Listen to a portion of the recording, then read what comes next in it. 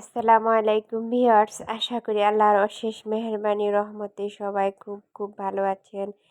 আল্লাহর রহমতে আমরাও অনেক ভালো আছি। নতুন একটি ব্লগ ভিডিও নিয়ে চলে আসলাম আপনাদের মাঝে। আমরা খালি জমিতে এই লাউ গাছগুলো লাগিয়েছি।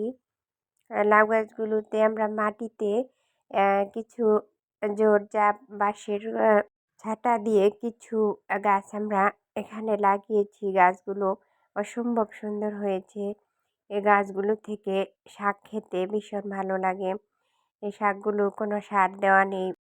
বাজারের কেনা শাক থেকে এই শাকগুলো খেতে অনেক ভালো, অনেক পুষ্টিকর, সুস্বাদু।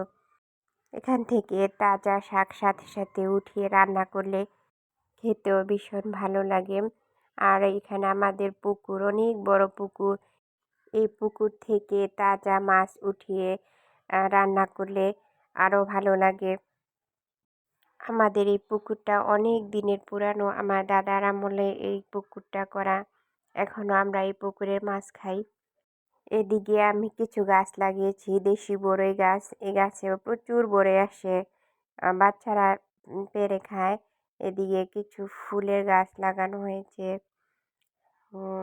গন্ধরাজ ফুল, গোলাপ ফুল। আর এই গাছটা লাগিয়েছি আপেল বড়ই।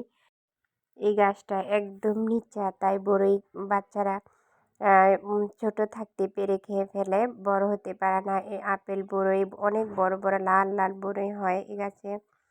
আমাদের এখানে বেশি থাকা হয় না বলে ওইভাবে দেখে রাখা যায় না। এখানে অরল গাছ লাগিয়েছি আমরা, এটাকে অরল বলি। আমার বাচ্চারা এগুলো খুব পছন্দ করে, তাই আমি লাগিয়েছি।